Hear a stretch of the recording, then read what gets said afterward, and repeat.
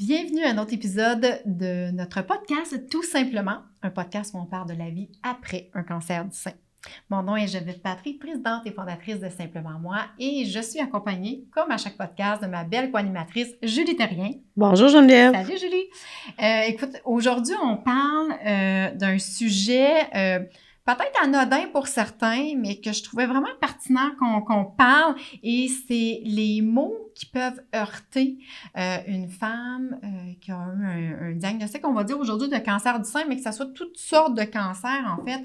Souvent, par maladresse, on ne sait pas quoi dire, on veut réconforter, on sait pas comment. On ne sait pas comment l'aborder, et souvent, on va dire des mots ou des phrases qui, je dirais, initialement, une fois, ça va, mais quand plusieurs personnes te le disent à maintes reprises, ça vient irriter. Ça devient une corde sensible. Hein? Oui, en fait, ça fait le contraire de ce qu'on veut. Tu sais, au lieu de faire du bien, ça peut faire l'inverse. C'est ça, ça peut percuter les gens. Donc, aujourd'hui, on a décidé de faire un podcast là-dessus, sur des phrases, des mots, et on va vous le dire, là, c'est des vrais mots et des vraies phrases utilisées. Julie, toi, t'as vécu l'expérience, mais j'ai aussi eu l'aide de personnes qui m'ont donné à travers un groupe de femmes, là, justement, qui a eu un cancer du sein, tout ce qui se sont fait dire à travers leur parcours. Donc, aujourd'hui, on va parler des choses, peut-être des mots à modifier. En fait, peut-être plus sans dire que... Puis on veut pas dire que les gens ne sont pas corrects, là. En fait, c'est juste de peut-être faire attention, peut-être la façon à laquelle on va aborder, puis peut-être juste de modifier certaines choses, en fait, qu'on peut dire dans nos mots, dans nos paroles, qui vont peut-être faire plus de bien. Fait qu'aujourd'hui, on va aborder ce sujet-là, puis je vous le dis, des fois, pour nous, ça semble comme, ben voyons donc, pourquoi que la personne a dit ça? Puis finalement, non, c'est vraiment des phrases qui se sont réellement dites, mais si on peut le sensibiliser d'avance, ben tant mieux, ça sera ça de fait.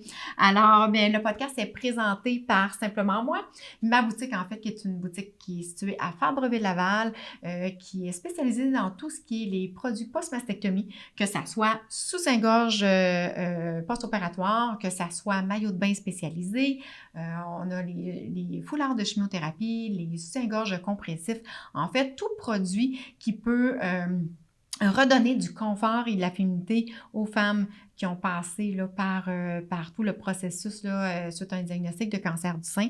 Simplement Moi, c'est aussi un service à domicile pour les femmes qui n'auraient peut-être pas soit de voiture ou peut-être par au niveau de la maladie ou quoi que ce soit, elles préfèrent avoir le service à la maison. On se déplace, et pour savoir les régions qu'on couvre, en fait, juste aller voir sur le site, sur mon site web, en fait, qui est le www.simplementmoi.com, pour voir les régions desservies, et on va pouvoir se déplacer à la maison sans problème pour offrir, en fait, le service également à domicile.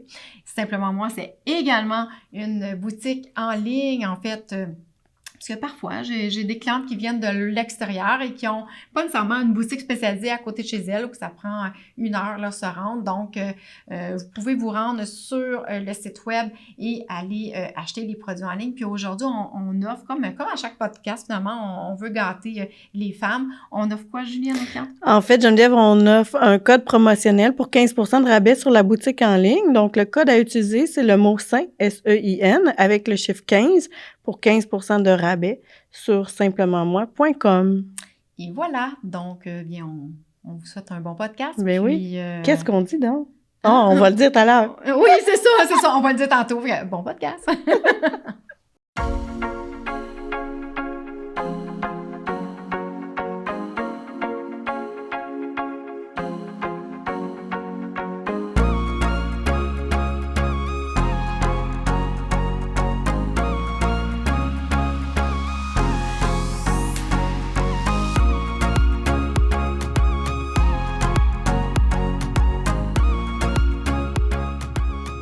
Aujourd'hui, on va parler d'un sujet que je trouve important, qui est pour certains, peut-être qui peut paraître un peu anodin, mais qui dans votre vie, va peut-être améliorer certaines choses. Donc, aujourd'hui, on parle des mots, des phrases qui percutent dans votre quotidien, quand vous avez un diagnostic de cancer du sein, souvent, nous, les personnes à l'extérieur, que ce soit famille, amis, on ne sait pas comment réagir. Hein? On ne sait pas, on veut vous réconforter, mais on ne sait pas quel mot utiliser. Puis des fois, on est maladroit. Hein? On va dire, puis moi, ça m'est déjà arrivé, là, même si ça fait super longtemps que je suis là-dedans.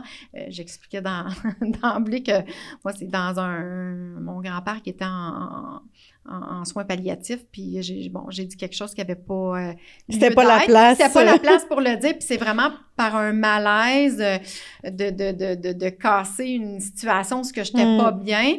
Donc, tu sais, si moi je le fais, tout le monde peut le faire, là. Puis aujourd'hui, c'est pas de cibler les personnes, de leur dire qu'ils sont pas corrects. En fait, aujourd'hui, ce qu'on veut faire, c'est plus de sensibiliser, hein, de dire qu'est-ce qu'on pourrait remplacer, une phrase, la remplacer par un autre pour que si on a quelqu'un proche de nous là, on parle de cancer du sein, mais tantôt, on va parler, il y a des statistiques que le cancer, c'est large, là, mais qu'est-ce qu'on pourrait utiliser qui serait peut-être plus apaisant, moins irritant à long terme là, pour vous, en fait, quand que vous êtes dans ce cheminement-là.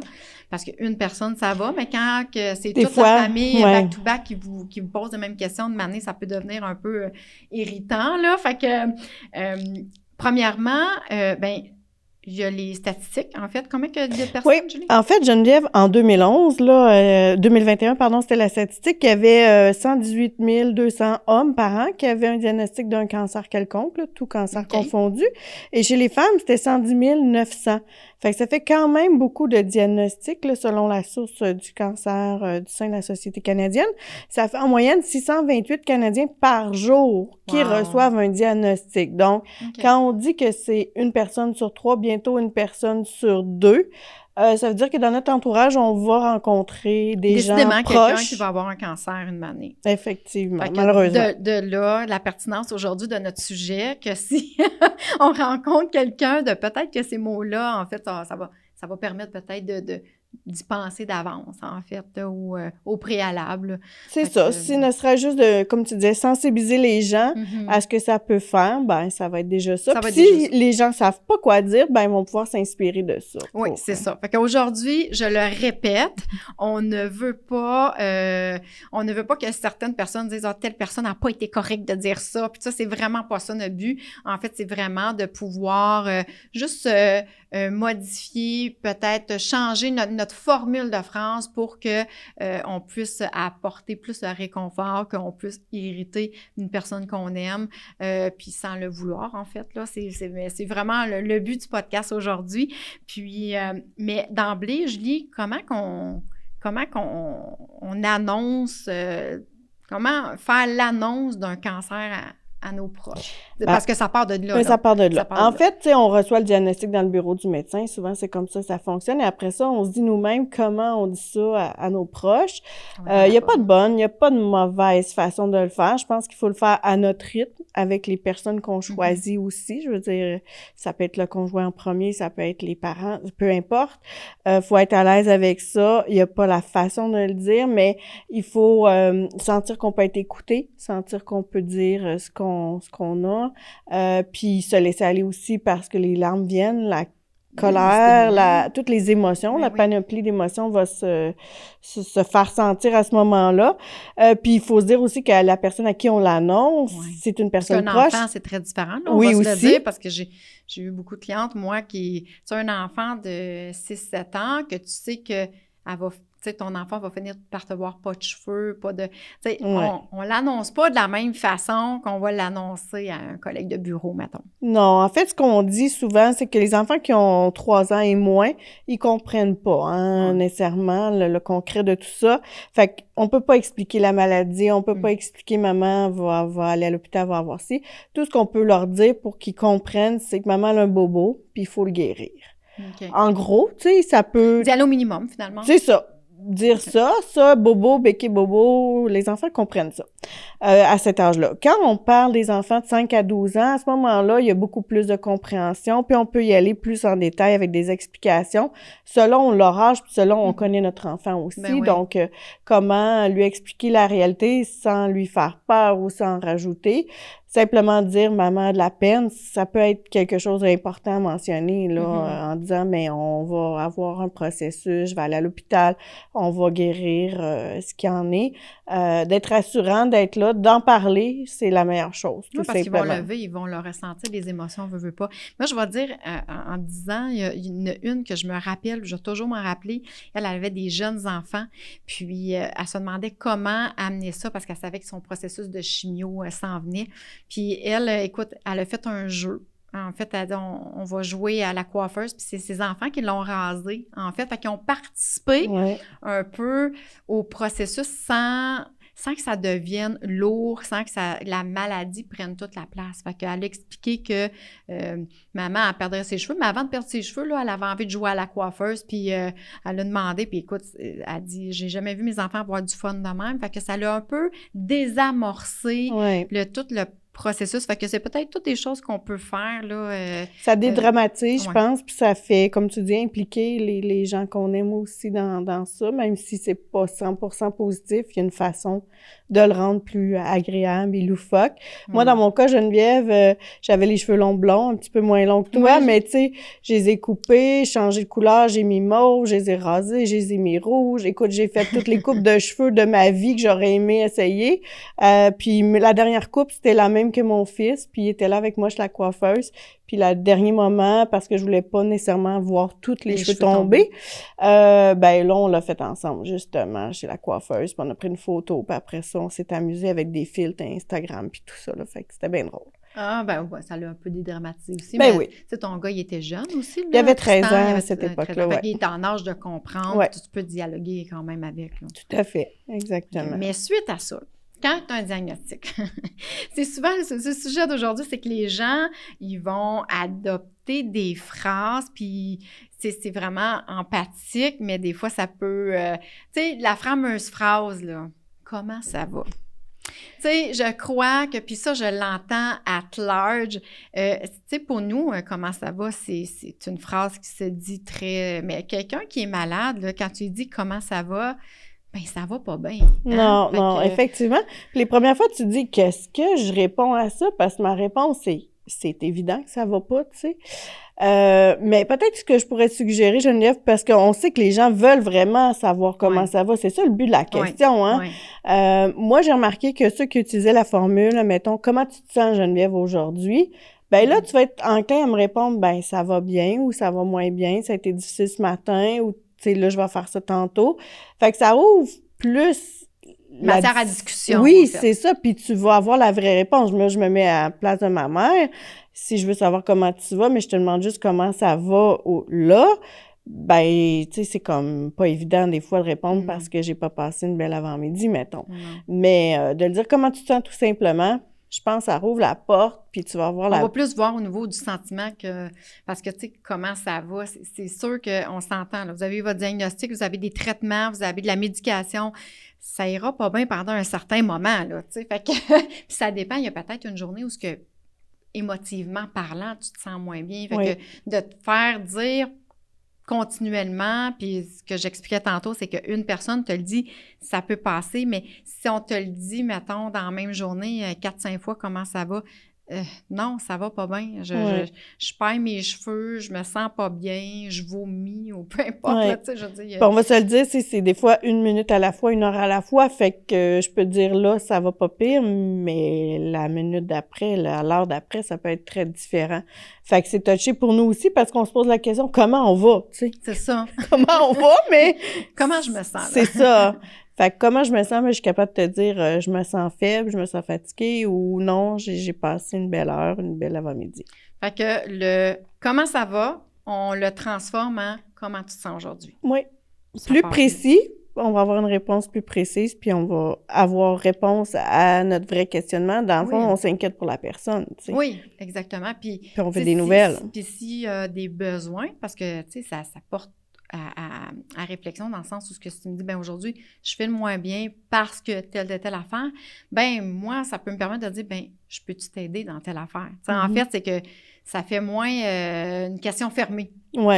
Ben ça, c'est un bon point que tu amènes, Geneviève, parce que souvent, les gens disent, « Hey, si je peux faire quoi que ce soit, là, ben appelle-moi. » Oui. Ça, en français, ça veut dire quoi? Ou, tu sais, quand t'es dans le processus de la maladie, ça veut pas dire grand-chose.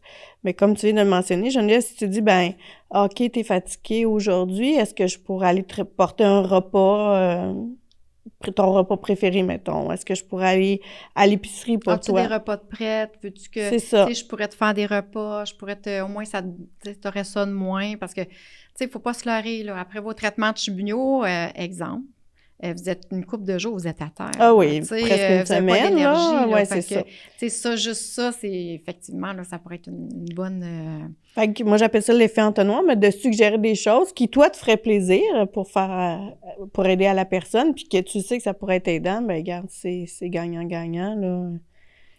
Mais ben oui, en fait, c'est gagnant. En fait, la personne t'aide, elle sent privilégiée de pouvoir t'aider, mais de la bonne façon. C'est ça. Finalement. Quelqu'un qui va Là, je vais lire des phrases, puis c'est vraiment... des phrases que toi, tu m'as données, mais des phrases aussi que comme je disais d'emblée en ouverture, c'est que j'ai des femmes qui m'ont donné elles-mêmes ce qu'elles ont entendu. Quelqu'un qui va dire « Je te comprends ». Ouais, ça... en fait, on peut pas dire ça, selon moi, parce que pour comprendre quelque chose, il faut l'avoir vécu. Ouais. Mais on peut dire, tu sais, j'entends ou je constate que ça va moins bien aujourd'hui. Mais le mot « je te comprends » pour nous, ben, en tout cas, je peux parler pour moi aussi personnellement, là, ça venait tellement me percuter parce que je disais « mais non, tu peux même pas imaginer ce que je suis en train de vivre, là, c'est ça. » Fait que le mot « je te comprends », c'est comme, c'est simple, c'est facile, je comprends ça. Mais tu peux dire « je comprends que tu te sens moins bien aujourd'hui. » Ou « je compatis à ta situation. Je compatis, je sympathise, je vois là, que c'est difficile pour toi aujourd'hui. Ça se dit, là. Oui. Mais je te comprends, oui. Puis c'est un peu... tu sais, les personnes me disaient « non ». La personne, elle me dit qu'elle me comprend, mais comment qu'elle peut me comprendre? Elle n'a pas eu le cancer du sein, elle ne vit pas ce que moi, je vis. Fait que ça c'était une phrase vraiment où ça revenait souvent, là. Alors, je te comprends, mais c'est peut-être une phrase à éviter ou à modifier encore là. Fait que là, je te comprends, on va le modifier à je sympathise. Ça ne doit pas être évident pour toi. Puis encore là, ça ouvre une discussion. Qu'est-ce que je pourrais faire peut-être pour t'aider, pour te supporter là-dedans? Ça pourrait être une bonne option, en fait, à envisager. Tout à fait.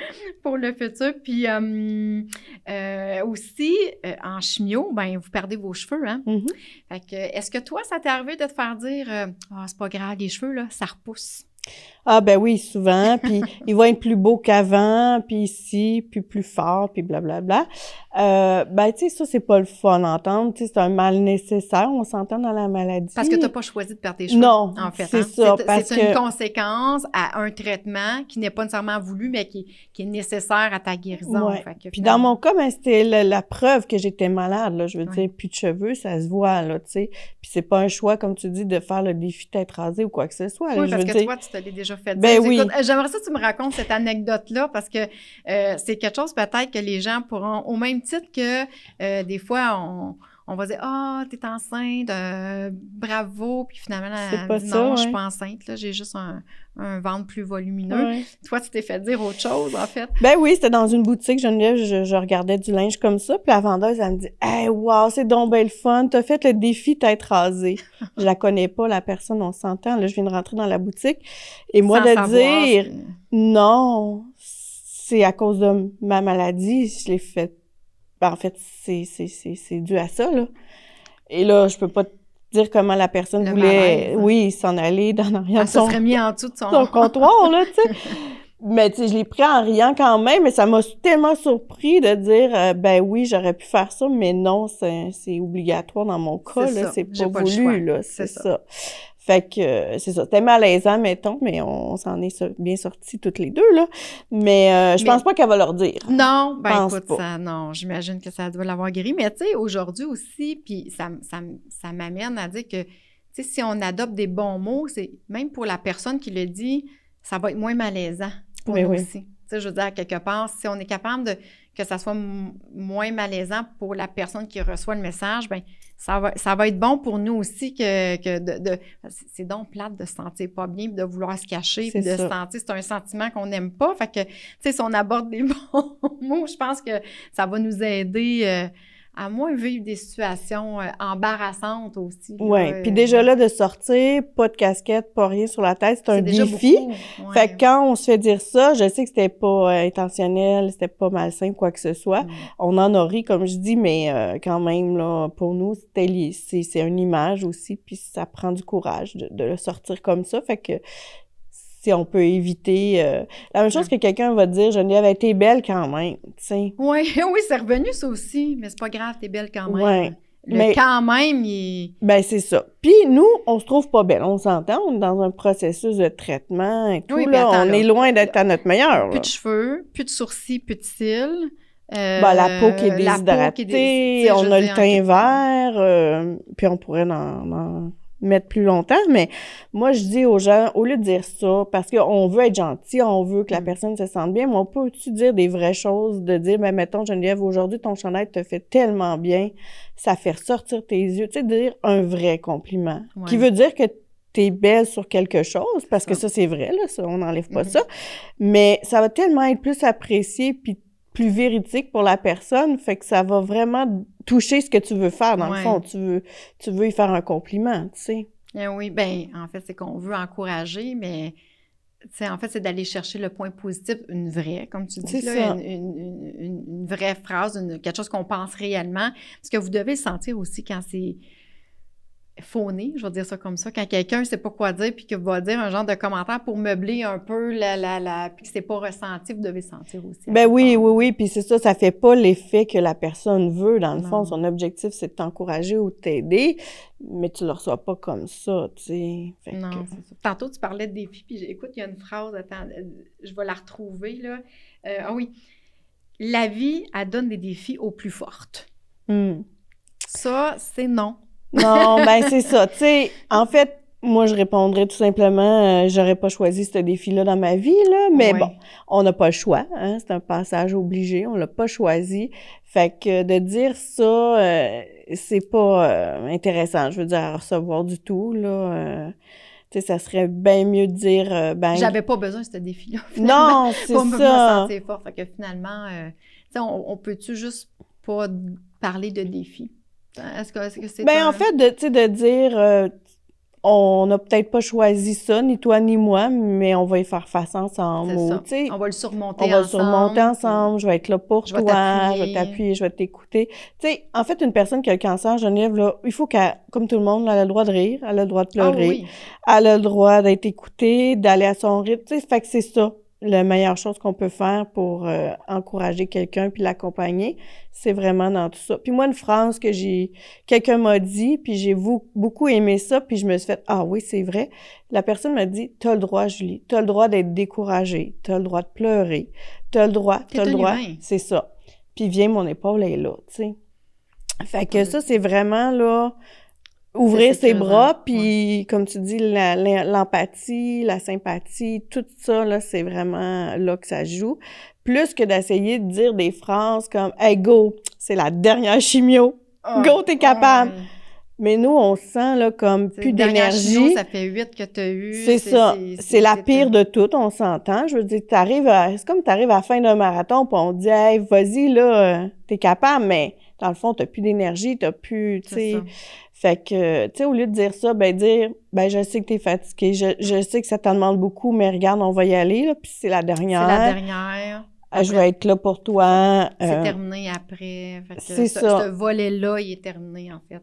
Parce que des fois, il y a d'autres choses qui... Il y a une suite, c'est ça, il y a des traitements autres, là, Des fois, il y a autre chose. Puis, est-ce que tu t'es fait dire, mettons, bon, t'es-tu encore fatigué aujourd'hui, là? Ça, c'est quelque chose qui a été mentionné. Puis c'est parce que les traitements, c'est de la fatigue psychologique, c'est de la une fatigue physique, chronique, hein. Puis, dans le fond, la personne a dit ça, mais c'est surtout, les fois je l'ai constaté, c'était pour dire, je peux-tu aller faire un tour? Je peux-tu aller te voir? C'est ça. Fait qu'elle voulait savoir si j'étais en forme pour la recevoir. Fait qu'à ce moment-là, c'est plutôt de dire, est-ce qu'aujourd'hui c'est une bonne journée pour que j'aille te visiter ou est-ce qu'on pourrait aller magasiner? Est-ce que tu te sens assez en forme pour m'accompagner dans telle activité? Ça permet, oui, puis ça permet à la personne de dire, ben je pourrais peut-être faire telle chose, mais peut-être pas toute l'après-midi. C'est ça. Donc, ça permet de dire... Mes limites sont de 2 heures, mettons, ça me ferait du bien, je pourrais t'accompagner, mais après, passer cette heure-là, je commence à être fatiguée, fait que... C'est ça, parce qu'on connaît notre rythme, on connaît notre corps, on connaît nos traitements. Chacune, c'est différent. Hein? Ouais. Parce que moi, j'en ai certaines qui ont des highs incroyables, puis qu'ils vont me dire, ben moi, je fonctionne, il n'y a pas de problème. Puis il y en a d'autres qui vont avoir une fatigue chronique. En fait, ça dépend du traitement, ça dépend de la personne, ça dépend de tellement de choses. Que je pense que, tu sais, de dire, bon, t'es-tu encore fatigué aujourd'hui? Puis de le remplacer justement par tu te sens-tu assez en forme aujourd'hui pour faire X? Je pense que juste ça peut apaiser puis désamorcer un peu Parce que j'imagine en tout cas, moi, recevoir cette phrase-là, je me sentirais comme bon, elle est tout le temps fatiguée, elle est tout le temps... Fait que puis on se sent fatigué, puis on est tanné d'être fatigué, tu sais. Ouais. Fait que... vous aimeriez plus choisir d'être en forme, tu sais, oui. rendu là, tu sais. Fait que de se le faire dire finalement de cette façon-là, c'est peut-être pas la bonne façon nécessairement, même si encore là, je persiste à dire que c'est pas mal intentionné, c'est vraiment une structure de phrase peut-être plus à modifier dans ce temps-là. Puis, est-ce que tu t'es déjà fait dire aussi, puis là, je regarde sur ma feuille, là, j'ai des feuilles un peu, des questions un peu en rafale. Est-ce que quelqu'un t'a déjà dit, toi, Julie, sois patiente. Ça va être long, mais sois patiente. Là, ça va finir par finir. Oui, puis en fait, tu sais, le mot patient, là, dans les hôpitaux, là, c'est vraiment parce qu'il faut être patient dans la vie, hein, pour passer par ces épreuves-là. Mais effectivement, ça serait vraiment le fun de le remplacer par un autre mot ou autre chose, comme, tu sais, je t'admire, mettons, Geneviève, je vois ton courage, je vois ta persévérance, puis je t'admire pour ça. Tu sais, de le mettre au positif, parce que la personne va chercher une énergie en quelque part pour traverser cette épreuve-là. Vous allez puiser souvent dans des banques d'énergie qu'on connaît pas, là. Mais c'est ça, on le découvre. Insoupçonné, là, dans le sens que ce que je remarque, parce que je ne l'ai pas vécu, mais ce que je remarque à travers les années, puis à travers mes discussions avec vous autres, c'est que souvent, vous vous redécouvrez, là, en fait. C'est comme, hey, je savais pas que je pouvais surmonter ça. J'ai été puiser de l'énergie où ce que je ne savais pas que j'avais. Parce que c'est pas rare que j'entends ça, là. Un autre mot qu'on entend souvent, Geneviève, c'est « Hey, t'es une guerrière, toi ». Ah oui, ça, je l'ai vu. Je l'ai vu passer. Moi, j'ai déjà dit à quelqu'un, si j'avais choisi de faire la guerre, j'aurais été une guerrière. Tu sais, j'ai pas choisi ça. Non. Mais, tu sais, si quelqu'un qui me dirait à la place, ben je vois que c'est difficile pour toi, puis, tu sais, je t'encourage à continuer à persévérer dans la guérison. Ben là, ça, ou bien, mettons, si je te dirais, je vois que c'est difficile pour toi, mais on va faire front commun ensemble. C'est ça. Tu sais, je vais être là, je vais faire front commun. Tu sais, je pense que ça veut dire un peu le faire front, c'est un peu la guerre, en fait, c'est un peu ça, mais je pense que c'est dit différemment, peut-être. Exactement. Mais ça, oui, ça aussi, là, c'est des phrases. Puis, écoute... une des phrases aussi qui me dérange beaucoup, en fait, écoute, j'ai jamais eu de cancer du sein, mais sincèrement, ça m'a dérangé. C'est quelqu'un qui dit « Ah, un cancer du sein, t'es chanceuse, aujourd'hui, on n'en meurt pas. » Pour moi, je sais qu'encore là, c'est peut-être pas, c'est maladroit, mais... Tu sais, je veux dire, un cancer, c'est un cancer, là. Tu sais, même si le taux de mortalité est peut-être moins grand qu'un cancer, mettons, du pancréas, qui est un organe plus vital, on va dire ça comme ça, il y a encore des décès reliés au cancer du sein. Puis, tu n'as pas envie de tu sais, quand tu le vis dans l'émotion, vous avez un parcours qui n'est pas facile. C'est un parcours qui est difficile. On va se le dire, là. J'ai pas personne dans mes clients qui m'ont dit « Ah, moi, mon 1 an et demi que j'ai été chez nous, là, ça a été des vacances. » Chose que certaines se font peuvent dire. Penser, oui. Oui, c'est ça. Ah, tu vas avoir 1 an en vacances à la maison. C'est pas des vacances, là. Vous êtes à la maison pour souvent prendre soin de vous, récupérer, puis tous les effets secondaires reliés à ça, les gens ne pensent pas à ça, là. C'est pas... faites enlever un sein ou peu importe la chirurgie, puis c'est fini, là. Non. Il y a les traitements, il y a les pertes de mémoire, il y en a qui développent du lymphoedème, qui est un autre problème qui se développe, qu'il faut traiter. Fait que... Ah oui. Ben, si je faisais la liste de tous les effets collatéraux, Geneviève, on s'en sortirait pas aujourd'hui, là. Fait que c'est même pas... fait qu'il faut l'accepter. Mais, tu sais, moi, j'ai toujours dit à la personne, ben, moi, c'est pas mon cancer, c'est le cancer. Faut pas se l'approprier. Faut pas se... Ben, pour moi, c'est comme ça. Pour plusieurs aussi. Puis, un jour, ben, je vais tenter d'arriver à la guérison. 50% du temps, c'est mon attitude, ce que je peux apporter de positif là-dedans, la façon de le voir, le moral. 50%, évidemment, c'est la médecine, puis tous les traitements, puis tout ce qui est autour de ça. Ceci étant dit, je l'ai pas choisi, puis je le donnerai pas à personne d'autre non plus, là, tu sais, fait dans ce sens-là... de dire on n'en meurt pas, ben, c'est peut-être pas la phrase... Ça rend plus fort, tu sais. Ouais. C'est ça rend plus fort.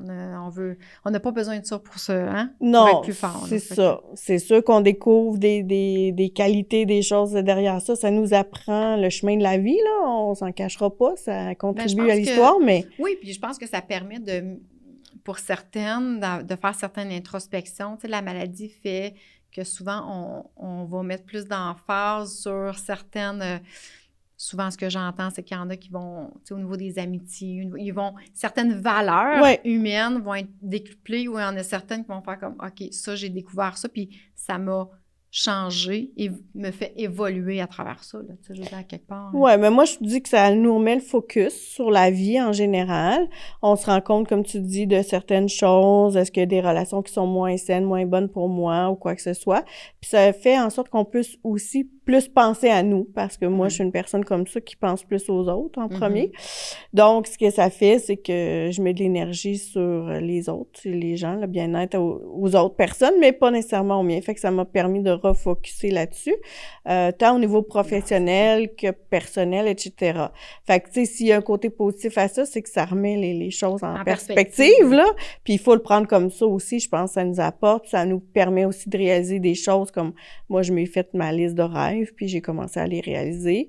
J'ai dit, c'est pas à 50, à 60 ans que ça va se faire. Genre de bucket list un peu. Genre, c'est ça. Puis dire, ben, tu sais, cette année, je vais peut-être pas contribuer dans mes REER, je vais me payer quelque chose qui va me faire un plaisir fou, puis qui va m'apporter du bonheur puis du positif dans cette période-là, qui va changer pour moi ma perspective. Fait que le REER, ça sera les autres années ou ceux qui viennent de passer avant, tu sais. Fait que en masse le temps de c'est ça. pouvoir focusser cet objectif-là. Mais en fait, a priori, je crois, c'est beaucoup de se redonner de la douceur à nous-mêmes en tant qu'humains. Je pense être bienveillant envers nous, puis c'est souvent, malheureusement, ce qu'on a évité, là, où on n'a pas vu l'an dernier temps, parce que ça vient pas tout seul aussi. Je veux dire, il y a comme des symptômes, il y a comme des signes avant-coureurs qu'on peut voir. Des fois, non, mais sinon, ne serait-ce que ça soit, moi, je faisais des pneumonies, tu sais, des choses chroniques qui revenaient par la fatigue, etc. Fait qu'à quelque part, mon corps était malmené.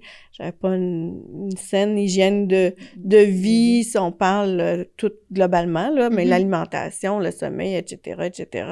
Donc, je travaillais trop, entre autres. Fait que c'est sûr que ça vient déséquilibrer tout ça, puis ça affecte... La maladie te refocuser, en fait, sur retrouver un équilibre, finalement. Oui, puis les choses essentielles pour moi aussi. Puis, tu sais, on vieillit aussi, à un moment donné, on se pose ces questions-là à 40, 50 ans, peu importe. Ben, ces événements-là nous font penser de regarder ça.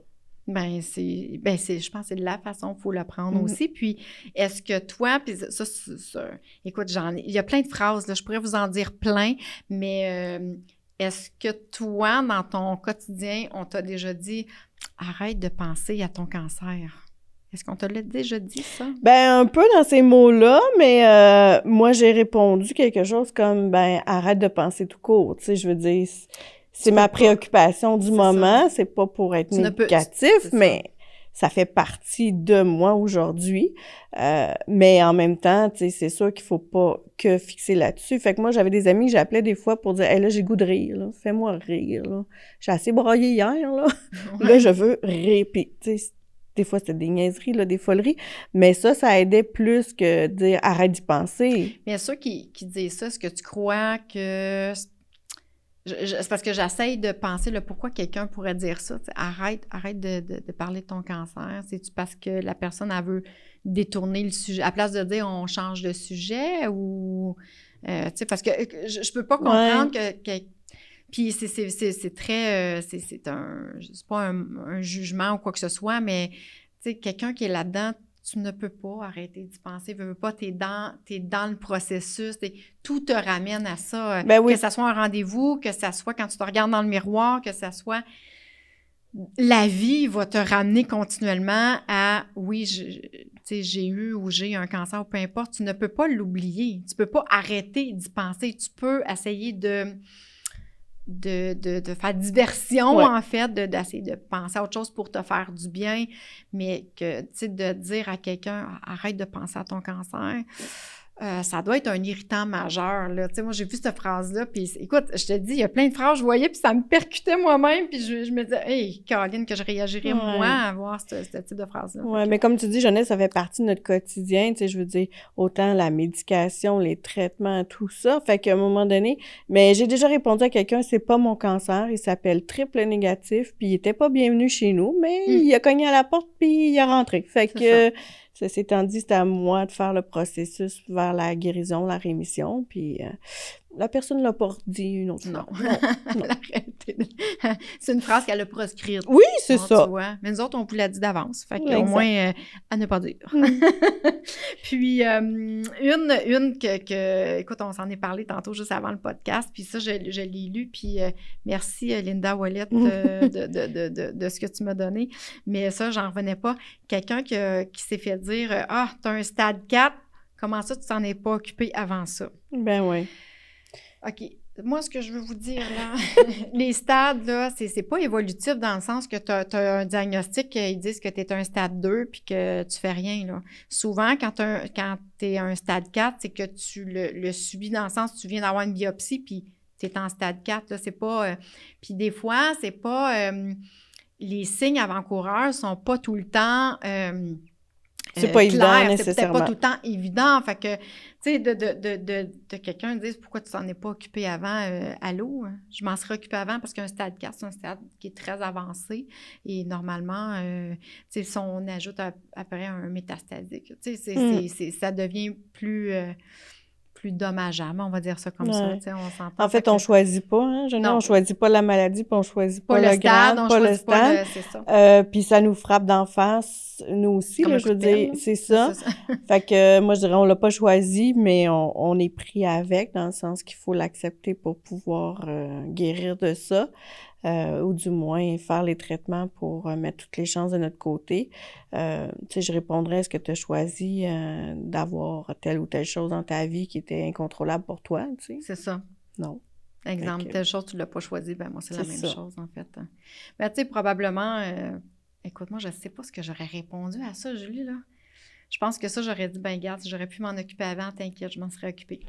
Je me serais pas rendue jusque-là. Ben, il y aurait personne qui... C'est ça. Ben, je pense pas. Écoute, mais encore là, tu sais, des fois, c'est pas des phrases qu'on pense que ça peut percuter dans la tête des gens. C'est très, très anodin comme phrase, mais ça, c'est comme... non, ça, celle-là, je sais pas. Je sais pas, je pense que moi, je connais personne qui voudrait tirer au sang et avoir ça. Non, c'est clair. C'est clair. Fait que c'est ça. En gros, y a-tu d'autres phrases, toi, tu t'es fait dire? Parce que là, j'en ai certaines, mais tu sais, je voulais donner des exemples, mais c'est sûr que ça revient un peu... Il y en a certaines qui se ressemblent. Ouais, ben j'en ai une ici, là. Je serai toujours là pour toi. En fait, ça, c'est important de le dire si on le sent vraiment, puis on veut s'engager vraiment là-dedans, parce que ça peut faire plus de mal que de bien si on se le fait dire, puis après, la personne n'est pas là, ou est plus là, ou plus disponible, ou peu importe la raison, mais je pense que c'est une phrase à dire vraiment si on le sent profondément, puis on veut s'engager. Si on veut vraiment être présent. C'est ça. Sinon, ben, ça peut être de gage pour être disponible pour toi telle journée. Tu sais, dire des phrases qui vont être concrètes, réalistes, puis que tu vas tenir ton engagement face à ça, parce que sinon, l'objectif n'est pas atteint encore là, ça fait le contraire. Ça crée des attentes, ben en oui. fait. Oui. Parce que souvent, j'imagine c'est pas rare que quelqu'un va dire « je vais toujours être là », puis tu sais, combien de fois j'ai entendu dire tu sais, moi, je suis tout le temps là, mais quand moi, j'arrive pour avoir besoin de quelqu'un, tous ceux qui m'ont dit qu'ils seraient là, ben sont plus là. Fait que ça crée des déceptions, ça crée, en fait, de l'irritation, déception, de la peine, en fait, aussi, je pourrais dire, comme sentiment, en fait. Puis souvent, les gens m'ont demandé, ben qu'est-ce qu'on peut faire justement pour t'aider? Tu sais, c'est une bonne question. Puis souvent, je savais pas quoi dire. Par contre, s'ils m'ont offert, j'ai eu des collègues de travail qui sont venus me porter des repas préparés. D'autres, c'était des livres pour passer le temps pour lire. Il y en avait qui me textaient, ben regarde, j'ai écouté telle série sur Netflix, c'est vraiment bon, c'est vraiment drôle. Tu sais, c'était des petits gestes comme ça au quotidien. Ça pouvait être, est-ce que tu as besoin que j'aille te reconduire à l'hôpital ou... Faire du ménage, tu m'as déjà dit que, tu sais, toi, tu as quelqu'un qui venait faire ton ménage, là, tu sais, mais juste ça doit être un poids de moins, juste d'avoir quelqu'un qui dit, gars, j'ai 2 heures aujourd'hui, gars, j'avais passé ton balai, je vais te mettre ça propre parce que je sais que tu n'as peut-être pas nécessairement le temps de le faire. Naturellement, tu sais, dans ce temps-là, tu étais seule avec Tristan. Là, tu as le beau Stéphane avec toi qui t'aide beaucoup. Mais je veux dire, ça serait peut-être aussi des choses peut-être qu'on pourrait offrir. Tu sais, oui, tout à fait. Tu sais, sincèrement, là, une idée comme ça, parce que j'en ai tout en plein, tu sais, de faire une liste peut-être de choses qui seraient... tu sais, voici si vous voulez m'aider, tu sais, j'apprécie ton aide, mais voici, tu sais, dans l'immédiat, voici ce qui serait peut-être qui pourrait me faire plaisir. Mettons des actions concrètes qui pourraient, tu sais, puis que nous, on pourrait dire, ah oui, moi, je m'organise de ça parce que je peux m'engager à ça. Tu sais, est-ce que ça pourrait être une solution? Tout à fait, Geneviève. Puis, tu sais, un autre exemple, c'est dans une année, parce que souvent, ça va sur une période d'1 an, ben tout le monde vit Noël, la Saint-Valentin, la fête des enfants, la fête des mères, etc., l'Halloween. Fait que souvent, on veut pas manquer ces étapes-là non plus, mais on n'a peut-être pas la force d'aller avec notre enfant acheter le costume d'Halloween, mettons. Mm-hmm. Donc, si quelqu'un est proche de l'enfant puis dit, ben je pourrais t'offrir d'aller magasiner le costume d'Halloween pour ton fils, ben tu sais, pour nous, là, ça peut nous enlever 1000 livres sur les épaules de savoir que ça va être un bon moment puis qu'il va choisir ce qu'il a besoin puis qu'il va pouvoir passer l'Halloween parce que nous, on se sent pas physiquement capable à ce moment-là. C'est des petits détails, puis... Mais qu'on pense pas, hein, parce que tu vois, moi, tu me dis, puis c'est vrai, parce que moi, c'est sûr que mon fils, à l'âge qu'il est rendu, je pense plus à ça, mais... Des choses comme ça, je parle pour les enfants peut-être plus en bas âge, mais ne serait-ce que la fête de l'enfant, tu sais, dire, OK, qu'est-ce que tu aimerais, ou tu sais, si toi, t'es en forme, tu ferais quoi? Qu'est-ce que je peux faire pour t'aider? Là, je pourrais dire, Geneviève, j'ai un budget de temps, je voudrais tant d'amis, puis faire ci, faire ça, puis déléguer parce que j'ai pas la force, j'ai peut-être juste l'intention, mais je peux pas avoir... Tu sais, des fois, on parlait de conjoints tantôt, mais eux autres aussi en ont beaucoup, là, sur les épaules. Fait tellement. Que, je crois c'est une erreur de penser que parce que vous avez un conjoint que nécessairement... tu sais, je veux dire, vous n'avez pas besoin nécessairement d'aide extérieure. Je pense que oui, le conjoint peut pallier à certaines choses, mais le conjoint, là, moi, pour en voir plusieurs, il absorbe les émotions, il absorbe, c'est le deuxième cerveau pour les rendez-vous. Oui. Souvent, c'est le taxi pour les rendez-vous à travers le travail parce qu'il faut qu'il continue à contribuer financièrement parce que vous autres, financièrement, vous êtes touchés. Mm-hmm. Fait que c'est des choses que les gens ne pensent pas, mais de dire, regarde, je sais, mettons, dans ton exemple, je sais, Stéphane, il est là, mais si à l'extérieur, moi, je peux contribuer à juste aller chercher quelque chose ou, je sais pas, moi... Ben oui, des fois, juste aller à l'épicerie, des commissions, c'est ça. Qui pourrait, vous autres, en tant que couple, même au conjoint, de lui permettre de souffler. Moi, là, sincèrement, je parle beaucoup de mes clientes qui ont eu le cancer, tout ça, mais je veux tellement pas qu'on oublie les personnes qui, au quotidien, sont avec vous autres parce que on les oublie souvent, mais ils vivent des émotions, ils vivent tous les effets collatéraux. Puis je pense que même eux autres, ça pourrait leur faire du bien d'avoir des gens qui les aident, en fait. Tout à fait, Geneviève. Puis même des fois, des petits breaks de couple que j'appelle, là, tu sais, si on a des enfants en bas âge, quelqu'un nous offre des garder, puis c'est des personnes de confiance, on va faire « Ah oui, tu sais, ça va juste nous faire un souper à 2 au lieu d'être, tu sais, toute la marmaille à la maison, puis se retrouver. » Puis eux, les conjoints aussi, ils vivent en double d'un certain sens, hein. Ils vivent leurs propres émotions, comme tu dis, Geneviève, dans tout ça, puis ils vivent les nôtres parce qu'ils sont comme là pour... les recevoir aussi puis nous supporter, tu sais, mais d'avoir des moments où dire des fois, je m'organise, mettons, avec ma mère pour qu'elle vienne à la maison pour que mon chum, lui puisse aller, mettons, jouer au golf ou faire une activité avec ses amis ou, tu sais, qu'il soit pas inquiet de « Es-tu correct à la maison? » Puis aussi pour que lui, il puisse souffler puis peut-être se retirer de cette... psychologiquement parlant, Ben oui. tu sais, faut pas se leurrer, là, c'est lourd quand même pour une personne qui accompagne. C'est lourd, pas négativement, mais dans le sens que la pression de les rendez-vous, de supporter, de devoir être fort. Tu sais, la pression sociale de dire, moi, je supporte ma femme, puis il y en a beaucoup, moi, que je vois qui s'effondrent, là. Quand la femme repart travailler, que tout est fini, c'est là que les autres crashent parce qu'ils ont supporté, ils ont été le pilier, mais souvent, si on peut à travers ça, puis c'est vraiment un... Là, on bifurque un peu du sujet des phrases, mais je trouve ça important de le mentionner parce que eux autres aussi, ils ont besoin autant de réconfort parce que puis souvent, on focus beaucoup sur la personne malade, mais la personne qui accompagne, elle a un rôle important aussi dans votre guérison. Fait que si on peut soutenir cette personne-là, bien, par effet interposé, bien, elle va être plus apte et plus en forme pour vous, aider, pour vous aider, vous autres aussi. Fait que... Puis c'est un bon point, Geneviève. Souvent, on oublie aussi de demander à la personne aidante comment elle va, parce que ça va être comment Julie, elle va, mettons, tu sais. Mais on oublie qu'on parle à un humain aussi, puis que cette personne-là aussi vit plein d'émotions, puis tu sais, c'est tout nouveau, là. Il y a rien de connu, là. C'est de l'adaptation tout le temps. C'est pas quelque chose qu'on peut... on n'a pas des cours, hein? Non, c'est ça. Pour savoir pallier à une maladie. Fait que ne serait-ce que de prendre des vraies nouvelles de la personne aidante, ça peut vraiment faire toute une différence. Fait que des phrases pour prendre, mettons qu'on parle depuis tantôt, mais ça pourrait s'appliquer aussi. Bien, en fait, s'appliquer, c'est de demander aussi à la personne qui vit collatéralement avec cette personne-là ou conjointement, en fait, c'est de faire le souci aussi de savoir comment elle va, là, puis de comment elle se sent. Oui, puis détecter des signaux de fatigue ou d'autres choses, justement pour pouvoir proposer de l'aide à ce niveau-là. Là. Oui, parce que, tu sais, puis là, on est en contexte de pandémie, ça ajoute plein de, tu sais, on va dire défis, on va dire ça comme ça, parce que des contraintes incontrôlables, tu sais, je veux dire, les conjoints ne peuvent pas nécessairement être avec vous dans les hôpitaux, dans vos traitements, ça ajoute un stress, ça ajoute, fait que, tu sais, je veux dire, tu sais, soigner la santé mentale aussi, c'est super important, il y a la santé physique, mais la santé mentale, fait que je pense que quand on parle des mots qui percutent, des mots peut-être à modifier, puis à modifier ou transformer, si on veut, pour le prendre positivement, bien, ça peut s'appliquer aussi à la personne qui vit dans le day-to-day avec la personne. Faut pas les oublier. Moi, j'ai une très grande pensée pour les...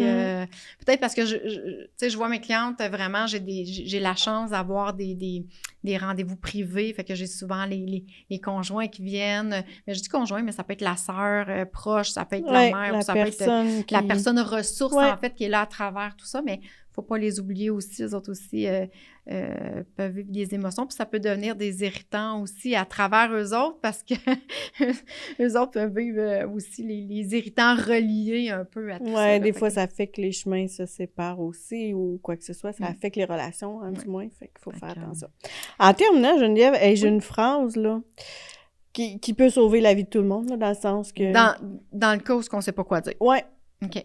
Ben, moi, là, la meilleure phrase à dire à ce moment-là, c'est « Geneviève, je sais pas quoi dire, mais je suis là pour toi. Tu sais, je peux t'écouter, je suis là. » De sentir la personne, là, qui sait pas, être aussi démunie que toi, mais au moins, elle te le dit, puis elle te dit que tu peux compter sur elle, là, c'est vraiment extraordinaire. Fait que dans un cas où on ne sait pas quoi dire, à la place de dire une phrase qui pourrait irriter tout ça, ou comme moi, quand je me sentais pas bien, puis j'étais dans une situation, à la place de vouloir désamorcer ou de vouloir dire une phrase qui pourrait être mal perçue, ben oui, effectivement, je pense que moi-même, je le prendrais bien, de savoir, regarde, écoute, je peux pas comprendre ce que tu vis, je peux pas, tu sais, je vais être là pour toi si tu as besoin ou quoi que ce soit. Je pense que ça pourrait être, oui, effectivement, une belle phrase à utiliser, en fait. Tout à fait. Une phrase passe-partout. Oui, je sais pas quoi dire, mais je suis là. Je sais pas quoi dire. Ouais. Mon épaule je sais pas quoi dire, je sais pas quoi faire, mais tu peux me guider. Ça peut être quelque chose qui peut se dire aussi. Si tu peux me guider, je vais être présente pour toi, puis... Dire aussi, tu sais, qu'est-ce qui te ferait du bien là, maintenant, là. C'est-tu un câlin? C'est-tu une doudou? C'est-tu une collation? C'est quoi? Je peux faire ça pour toi. OK. Fait que faut garder ça en tête.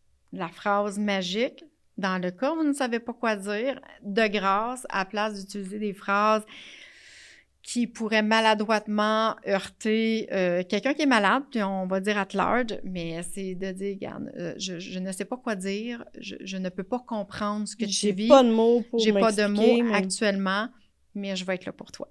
Fait que je pense que ça va être le mot d'ordre. Puis moi-même, écoute, je pense que c'est quelque chose que, ben, je le vis dans mon day-to-day avec vous toutes, mais je pense que toute une question de perception aussi. Hein, il y en a certaines phrases, ça va leur passer du pied par-dessus la tête. Mais ceux-là, je tenais à les dire parce que ceux-là sont assez... Mais en fait, c'est assez général que les gens ont mal réagi. Fait que, bref, voilà. Fait que, ben merci, Julie, pour ce beau podcast aujourd'hui, puis de partager ce que tu as vécu. Puis, je suis sûre qu'il y en a certaines qui vont se reconnaître à travers ça. Puis, ben pour celles qui ne l'ont pas vécu, ben thank God, tant mieux si ça peut avoir juste donné un petit peu une petite vision différente, puis peut-être juste de transformer nos paroles en de sages paroles réconfortantes. Mm-hmm. Alors, bien, merci. Puis nous, on se retrouve dans un futur podcast. Merci, bye-bye. Bye!